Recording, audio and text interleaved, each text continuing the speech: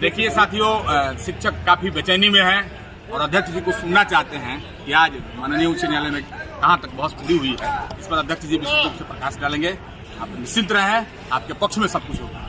अध्यक्ष जी, हम जिस प्रकार से डे 1 से बता रहे हैं कि जो विशिष्ट शिक्षक नियमावली जो आई है, यह विशिष्ट शिक्षक नियमावली अपने आप में अनकॉन्स्टिट्यूशनल नियमावली है या असंवैधानिक है और असंवैधानिक प्रोविजन टिकने वाला नहीं है। हम लोग कोर्ट में लड़ाई लड़े, लेकिन रोड पर जो लड़ाई लड़े उसमें हम लोग को सफलता नहीं मिली, लेकिन कोर्ट में हम जब आए हैं तो बहुत कॉन्फिडेंस के साथ हम डे 1 से कह रहे हैं कि यह नियमावली स्ट्रक डाउन होगी तो होगी। और जो लोग परीक्षा दिए हैं उनका परीक्षा देना भी व्यर्थ न कहीं हो जाए, हमको तो ऐसा लग रहा है जिस दिशा में बात चल रही है। आज की जो सुनवाई है उस सुनवाई में शिक्षकों की ओर से हमारे सभी अधिवक्ताओं ने बहुत मजबूती के साथ बातें रखी है। कुछ और भी बातें हैं जो अगली सुनवाई में जो है रखी जाएगी। आज शिक्षा मित्र से लेकर के और आज यहाँ तक का जो सफ़र है, इसके दौरान शिक्षा मित्र से 2003 में मैट्रिक पर बहाली, 2005 में फिर इंटरमीडिएट किया जाना, फिर 45% की बाध्यता को लाना, फिर 8 में दक्षता परीक्षा को लाना, फिर दक्षता परीक्षा में 2009 की नियमावली में लाया गया कि 2 बार ही आपको मौका दिया जाएगा, 2 बार में हटा दिया जाएगा। फिर उसके बाद 2014 की नियमावली आई, जिस 14 की नियमावली में 8 वर्ष तक सीधे नियोजन और उसके बाद प्रमोशन का जो प्रोविजन था उसको 2 वर्ष से रिप्लेस कर दिया गया, वो बात आई।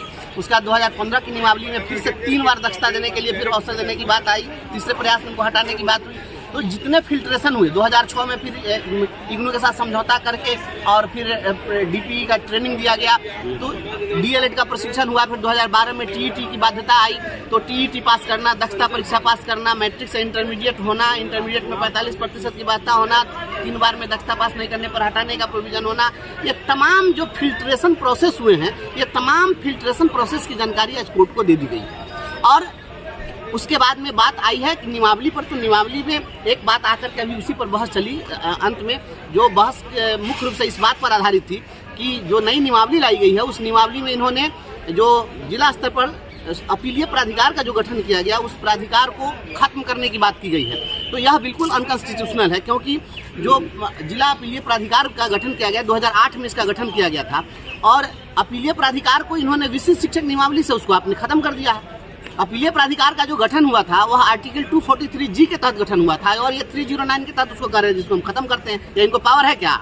ये नहीं है पावर, तो ये बिल्कुल अनकॉन्स्टिट्यूशनल है। दूसरी बात कि जो अपीलीय प्राधिकार में इन्होंने जो विशिष्ट शिक्षक नियमावली के तहत फर्स्ट अपीलेट अथॉरिटी बनाया उसमें आरडीडी को बना दिया है, जबकि जो जिला अपीलीय प्राधिकार का था उसमें बहुत सारे केसेज में आरडीडी भी पार्टी थे। तो जो आरडीडी जिसमें पार्टी थे वो खुद रेस्पोंडेंट थे, तो उनको फिर से इस बार अपीलेट अथॉरिटी कैसे बनाया जा सकता है? या बिल्कुल अनकॉन्स्टिट्यूशनल हो जाएगा और ये तो संविधान को सुपरसीड करने वाली बात हो जाएगी।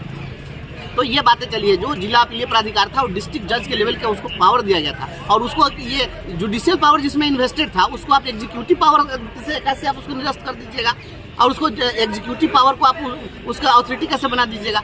तो ये आज यहीं तक बात पहुंची है और फिर आगे बात होगी। अब बात हम लोग के प्रोमोशनल एवेन्यू पर बात होनी अभी बाकी है। हमारे अधिवक्ता पूरी तरह तैयार हैं कि हम लोग का जो प्रोमोशनल एवेन्यू खत्म किया गया है उस पर, और हाईकोर्ट में हम लोग जो केस जीते हुए हैं प्रमोशन का, उस पर आगे जो बहस होगी उस बहस में हम लोग प्रोमोशनल एवेन्यू खत्म करने के मुद्दे पर फिर बहस होगी और निश्चित रूप से हम लोग सही दिशा में जा रहे हैं और सफलता हमें मिलेगी एकदम।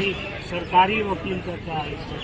सरकारी वकील अभी तो शिक्षकों की ओर से जो है बात रखी जा रही है। उधर से पीके शाही जी हैं, आज तो थोड़ी देर के लिए पाठक जी भी आए हुए थे, क्योंकि बेचैनी बढ़ी हुई है। उनको लग रहा है कि अब कोर्ट में नहीं टिकेंगे। मैं बार बार कह रहा हूँ इस मोगेम्बो का जवाब कोर्ट है, इस मोगेम्बो का जवाब दूसरा कोई नहीं दे सकता है। कोर्टे में इनका इलाज हो सकता है और देखिएगा इनका सब कुछ हो जाएगा। तो बेचैनी थी तो अपना आए थे, आकर के हो सकता है कि कुछ अपने एडवोकेट के साथ, एजी के साथ, एडवोकेट जनरल के साथ अपना कुछ सलाह मशविरा किए होंगे। अब आगे क्या करना है वो अपना समझे, लेकिन इधर से कॉन्स्टिट्यूशन जीतेगा, मोगेम्बो हारेगा तय।